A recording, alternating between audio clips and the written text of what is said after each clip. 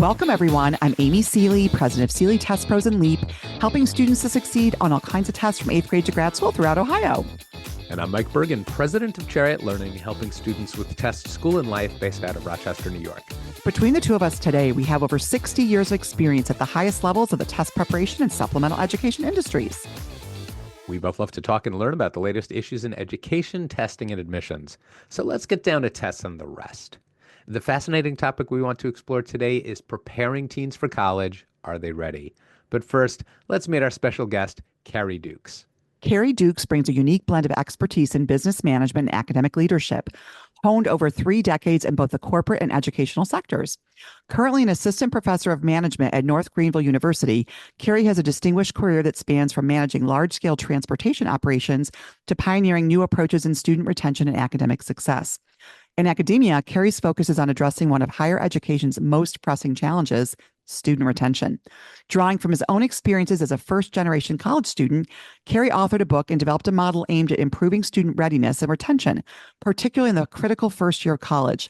His research identifies key variable components that predict student success, offering actionable strategies for institutions to retain more students and reduce the high dropout rates that plague universities. Welcome. Good to be here. Thanks for having me. Carey, we are glad that you are here because you've come to talk about a topic that is near and dear to our hearts. College readiness is an important topic to cover.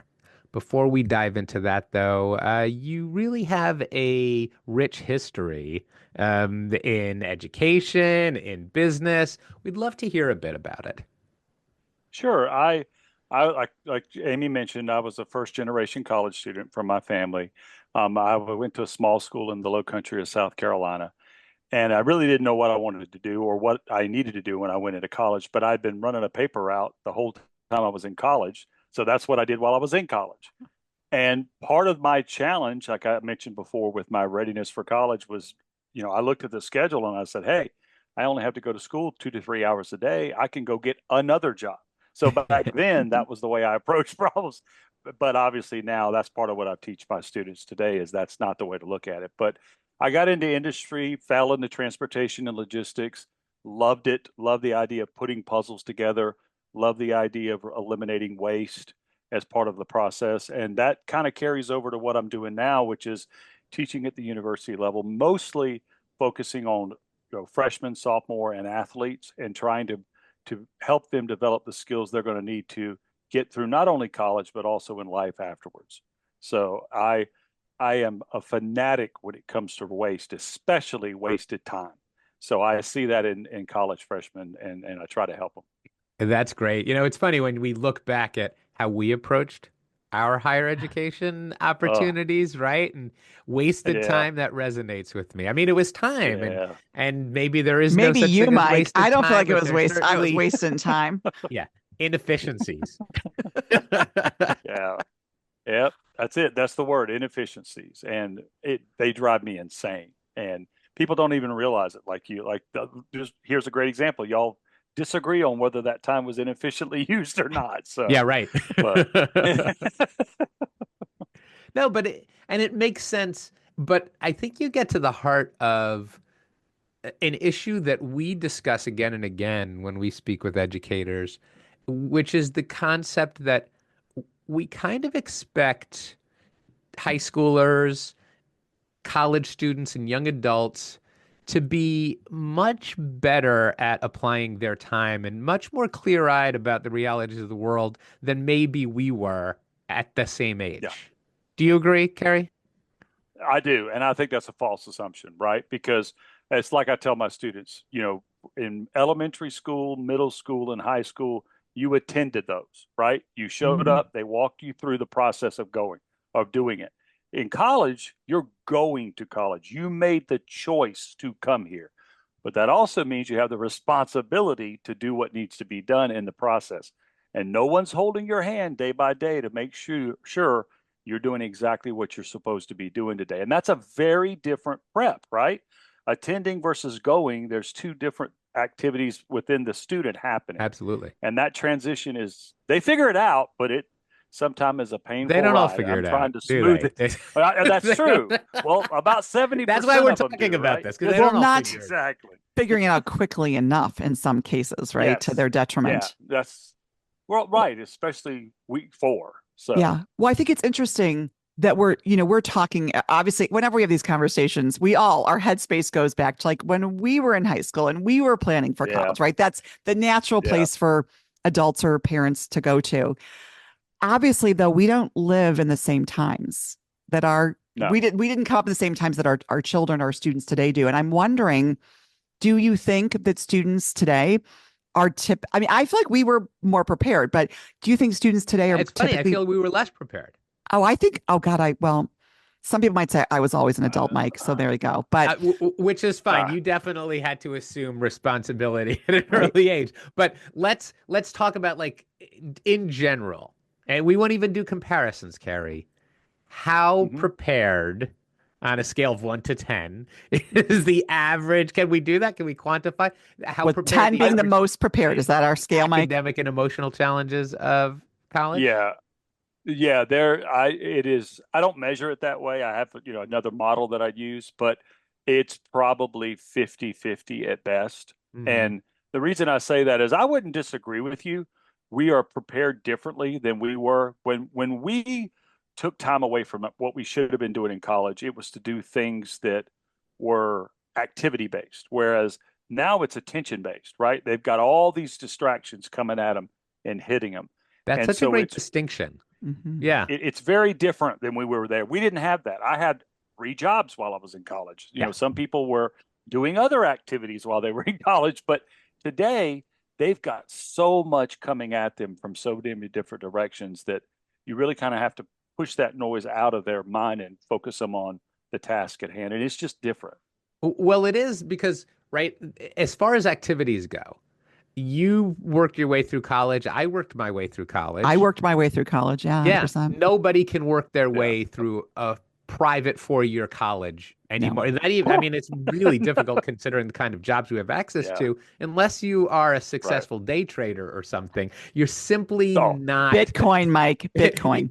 Bitcoin, right? But your paper route, you're delivering Chinese food is not going to cover. So a lot of uh, students, they don't even have the job or they have elective jobs. yes. But it's more like, so what are they doing? And where is all that time going? As you point to, Carey, like a lot of students, we work with a lot of students who actually are like super achievers. Hmm. But then there's a whole bunch of other students that spend a lot of time and feel like they're working really hard, but don't get a lot done Oh, yeah. because they're they're multi-threading. They are doing their homework while they are responding to their various social media challenges, channels, Yeah. and just kind of flitting back and forth. Well, it's kind of the 2 pillars of success as a freshman, right? There's the readiness aspect of it, but there's also an organization component. Hmm. And the students don't recognize what are the elements that make up what they need to be doing organizationally to be successful, because they quantify attendance with that's what I'm supposed to do. I'm in class, I show up on time, so why am I not successful? And why did I fail 4 of the 5 classes that I had on week 4 of my freshman year, which happens all the So are time? you referencing some of the pillars of what we call executive function? Yes, yeah, but taking it and applying that to academic. Thinking of a class like you would a project, right? Right. And you approach the class like you would a project with that outline. Well, I've always looked at executive function as a way to bring into the K-12 sphere what traditionally was executive coaching and Mhm. GTD, getting things done. Like all the things when Yep. you talk about like look at it as project Yeah. based, they're the same skills. We just Right. require because this world seems to be one with many more options. More tools, more resources, more stuff. You need to be better at managing your time. Time management wasn't a thing that we were drilling into Yep. students 30 years Well, ago. because there's so much more you can fill that time with that isn't necessarily productive. So, but the problem is you're filling it, right? And it's not benefiting you unless you're being organized and You feel strategic busy, about but it. you're not productive. Right. Busy, but not And you're productive. not Yeah, I love it. efficient. Yeah. And you're not efficient. And Right. that's the other piece, right? You need to teach them to be efficient Well, through because that we can time. be They distracted, hate that. right? Correct. Easily. Distraction Oh, yeah. pulls you away from that, right? Yep. Yep. Exactly. So, what critical skills should students develop to enhance their readiness for college life and beyond? They need to be thinking about the semester as a project. I think that's the first step in the process, because if you think about it as a project, especially with critical milestones as part of it, kind of the CPM or PERT method of project management, we attach it that way. And I do this in some of my freshman level classes where I actually lay it out for them. And I say, you don't start on week one, the first day you go to class. You start the week before that, and you lay out your semester goals week by week. And it's a series of hurdles that you're trying to go over. And by doing that and working on the elements of vocabulary, reading comprehension, how you pull information out of complicated text, and participating in the semester rather than being showered knowledge upon for fill in the blank questions, that's where they need to be participating in it as opposed to catching it, which is the way most of the students look at it. I find the way you're presenting this structure to look at the semester as a project. You didn't say look at each class in the semester as a project. You didn't say look at the year as your project. Can you go a little more into depth on why you see the semester as the appropriate scope for the project? Right. Of course, because you are judged on every class that you take, right? And what typically happens, and this is one of the reasons I developed this way, and this comes from talking to students and advising students. What the typical process is you have 42% of academic or scholarship folks receiving scholarships in the first semester lose it.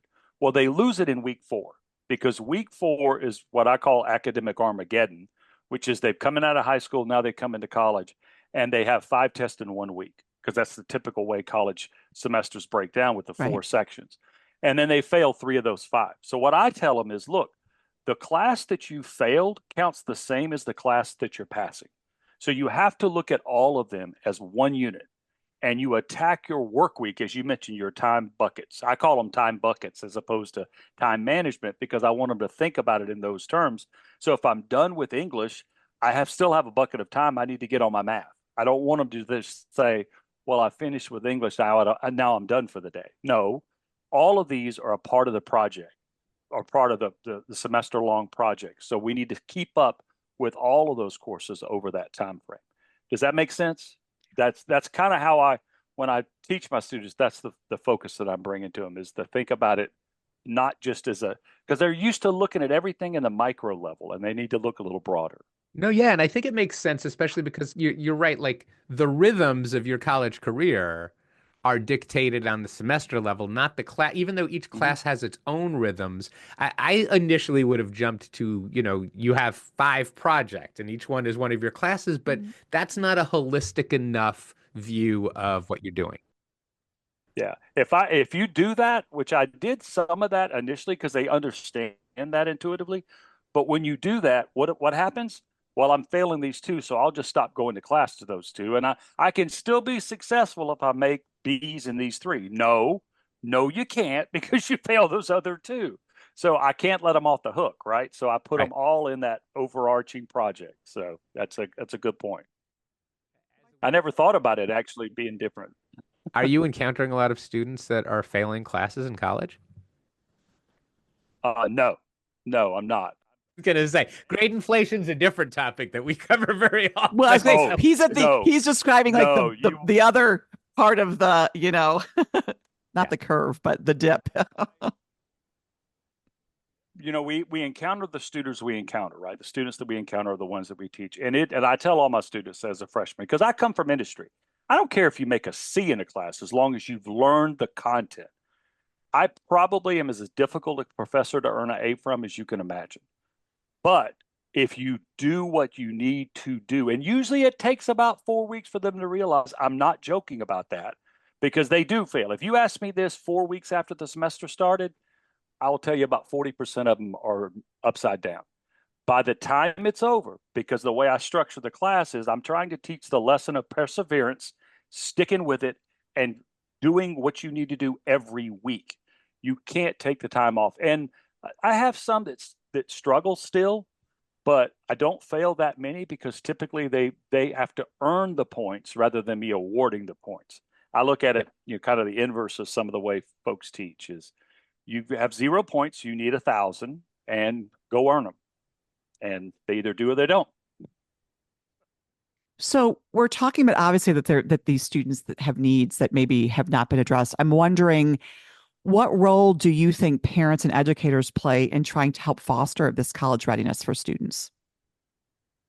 Yeah, I think it's important, especially I've looked a lot at, well, let's first take it, colleges, right? Because I think they're the most impacted initially, whereas we can talk about parents later. But from a university perspective, one of the reasons I got interested in this, number one, yeah, I see it in my own classes, but then when I see this demographic cliff that I keep hearing about and the reduction in the enrollment, it's not going to affect the big, large Ivy League institutions as far as their counts.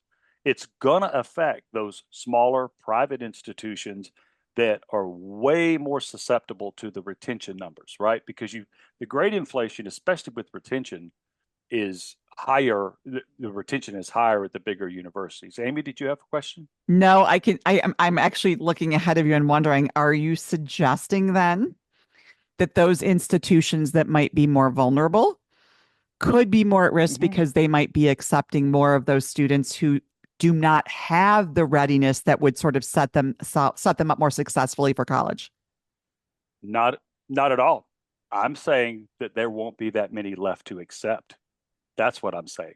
There won't be as many applicants that when that happens as there are now. If you don't keep the ones you have, you won't have enough later.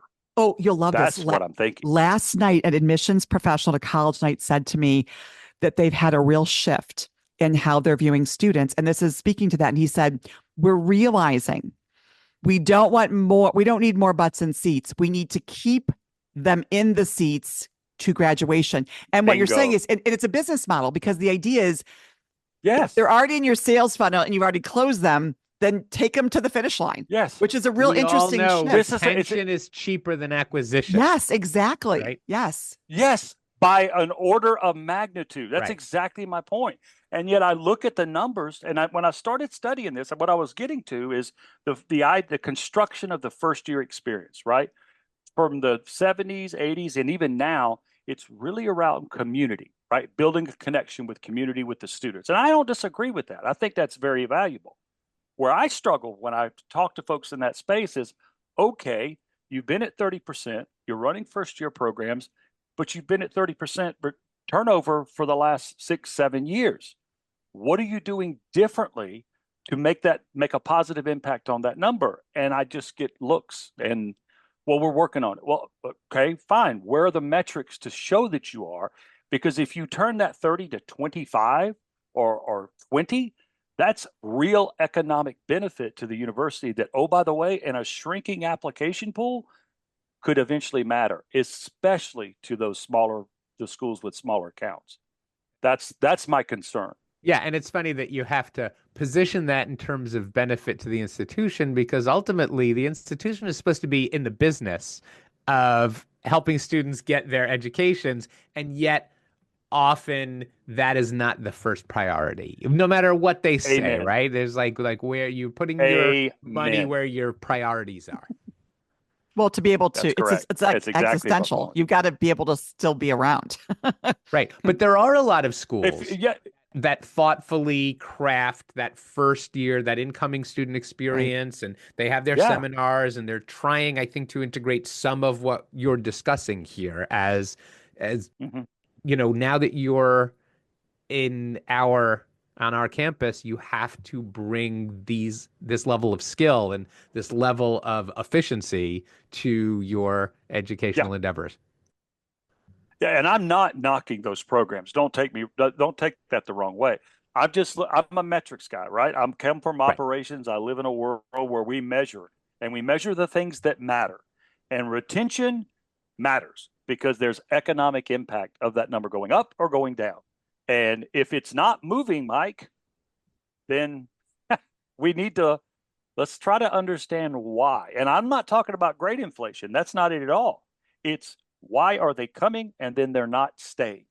And part of it, I'm convinced that from the students I talk to, too many students are losing their academic scholarships that first semester, especially at some of these smaller schools, because they're not ready for the academic Armageddon week of week 4. So if we can do some things earlier, even a semester of your senior year, start to prepare students for that induction into the college, what is the college project, especially semester 1.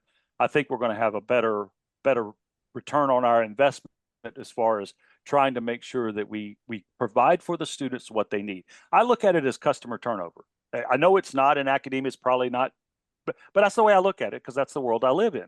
Yeah. If my customers were turning over at a 30% rate, I would be losing my mind as a business Well, you're owner. expecting it's more than that. You're expecting in a college, you're expecting to lose roughly 25% of your customer base a year. Yeah. But you know that they're coming in the other side. It's the attrition. It's the extra attrition. You're saying 30% on top of the predictable 25%.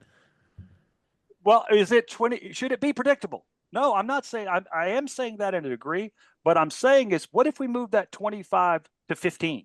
No. What I'm talking about is, look, you're in the business of graduating people. They're with Oh, you for a no short doubt period about of that. time. Yes, Right. I So got you. you're talking about Yes. you're talking about the attrition because of failure to persist. I'm talking about the difference in enrollment for a college Yeah. freshman on day 1 and a college sophomore. That's that number I measure. That, and you're How right, many that number's freshmen came in 25%, versus isn't it? how many?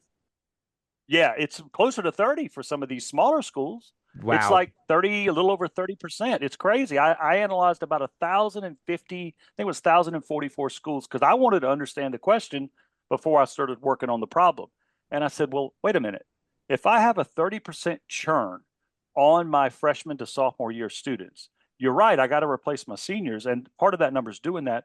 But my customer acquisition cost for institutional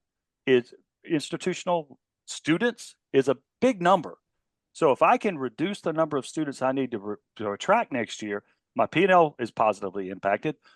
But that has nothing to do with the financial benefit of having a student there for the sophomore, junior, and senior year, and potentially for the lifetime if they graduate and have positive experience. Obviously, if they graduate and have positive experiences, they will be alumni donors, which is There really you go. what Yep. schools count on. Right. Very practical. That's right. Look at this. But at the Yep. same time, that's the institution fulfilling its stated goals. Let's look at it from the student perspective and understanding that incoming college freshmen are typically young. Sometimes they don't even, they're not even adults. They can't even vote in the U.S. Right. So we recognize that maybe they're not fully mature. What responsibility do the adults in their lives, meaning parents and educators, have in making sure that these future students are ready for higher education? Yeah, I think from the parents' perspective, I think there's a lot of time and money spent on the driving to the highest level of institution that the students can reach, right? I see a lot of that. What I don't see is a lot of focus in preparing, where I think the parents can help, is trying to find solutions that they address the challenges that student's going to face when they walk onto whichever campus they choose, right? It doesn't matter. And I'm not talking about the helicopter and all of that. I'm talking about, okay, on day 1, this is what it's going to look like, but not so much physically because they're going to be given that, but emotionally. What is your student's self-worth of what does they think of themselves and how does that impact their success in college? I measure that, right? So what is their actual informational assessment? Do they really know what it is they're supposed to be doing each week? So where parents can look to arm the students with those types of resources and support, I think it could be helpful for them, because I know they're willing to make that investment as far as the level of institution, but the focus on especially that first semester, I think we need to change the way we look at it, not as much as GPA and more about prep. Do you feel, or is it your observation, that in some of these instances where a student's entire support network is designed to help them be the most prolific high school student they can be in terms of grades and activities, that takes the focus away from that becoming ready to be the best college student they can be? Unequivocally, yes. Absolutely, that's what I thought you were saying. Yes, because you know I would, exactly. and I'm not criticizing anybody, but I'm saying one is an apple and one is an orangutan. They are not the same thing. And those when you try to make a comparison, they just aren't. And that is a different way of approaching it. But the students, they think they do. And I have this conversation a lot where, well, this is the way we've always done it. I'm happy for that. That's not how college works. This is the difference, right? So no question. I actually love that question that you asked me, because that's been a part of my frustration. And again, I'm not blaming the parents. That's just kind of how things have evolved. Right. But I think about, like I tell my one of my buddies, I was kind of walking through how I was doing this, and he described how when he sent his kids off to Georgia Tech, he said, okay, you have, you're an engineer, you're going to be an engineer. That's going to be 15 hours a week. Well, guess what? You're going to have 20 to 25 hours a week if you want to get out of here in 4 years, but that is your job. And that does not seem to come today from the parents as far as the message. I'm not sure if they're not saying it or the students aren't getting it. They don't approach it as if you would a job, much less a project. They approach it the same way as they did before in high school. But I love that question. That's fantastic. Carey, this is there's so much more we can discuss. Yeah. I regret to say we are out of time. Thank you so much for joining us today. Well, thanks. I had a ball. Thanks a lot. If listeners would like to get in touch with you, what's the best way for them to do that? You can reach me at my email address. It's Carey at Carey, Carey at therci.net. That's THERRCI.net. Awesome. We hope you enjoyed this discussion as much as we did. Be sure to join us for another fascinating topic and guest on the next Tests and the Rest. Did you enjoy this episode as much as we did? Find expanded links and more for this and all of our episodes at our show page at testsandtherest.com. While you're there, be sure to explore everything the larger TestBright site has to offer, including real, expert, unbiased answers to the toughest admissions testing questions. Of course, we'd love for you to rate, review, and subscribe to Tests and the Rest on your favorite podcast platform. If there's a topic or guest you'd like us to feature, just let us know and spread the word.